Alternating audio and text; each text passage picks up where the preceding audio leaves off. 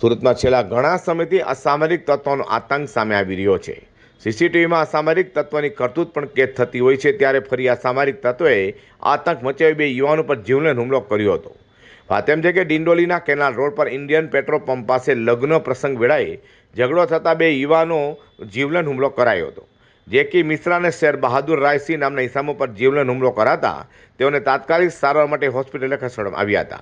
તો દીપક સિંહ ઉર્ફે ડીજે રાજપૂત, રીતેશ સિંહ રાજપૂત અને જીતેશ સિંહ રાજપૂત દ્વારા હુમલો કરાયો હોવાની પોલીસ ફરિયાદ થવા પામી છે। હાલ તો સામાન્ય ઝઘડામાં 2 યુવાનો પર હુમલો કરાતા આખા વિસ્તારમાં ડરનો માહોલ જોવા મળ્યો હતો। બનાવની જાણ થતાં જ પોલીસ કાફલો પણ સ્થળે દોડી गयो तो तपास हाथ धरी है। हम 4-5 फ्रेंड शादी में गए थे।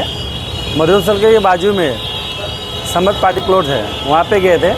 वहाँ एंटर करने के बाद मेरे काफ़ी 4 फ्रेंड और खाना खाने की ओर निकल गए और मैं वहाँ पे शादी का जो प्रोग्राम चल रहा था मैं वहाँ खड़ा होकर देख रहा था।